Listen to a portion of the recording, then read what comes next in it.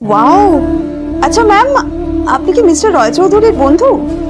কে mister রয় চৌধুরী?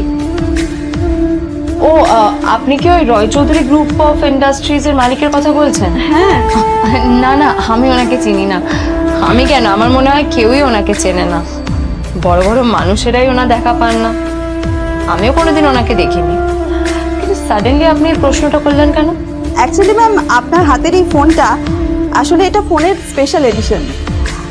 এই cutting, এই design, এই লোগো, এটা জাল করা ইজ নেক্সট টু ইম্পসিবল। আর গোটা ভারতে বিক্রি হওয়া এই ফোনের সেকেন্ড পিস এটা, যেটা মিস্টার রয় চৌধুরী কিনেছিলেন।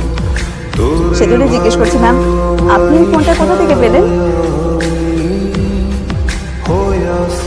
তবে কি নীল মিস্টার রয় চৌধুরী, নাকি নীল এই ফোনটা চুরি করেছে? বেকার নীলের কাছে কোটি টাকার ফোন কোথা থেকে এলো? নীলের সত্যিটা তাহলে কি? আর ও যদি সত্যি বড়লোক হয়ে থাকে, তবে ও নিজের শ্বশুর বাড়িতে খরচামাই হয়েই বা থাকে কেন?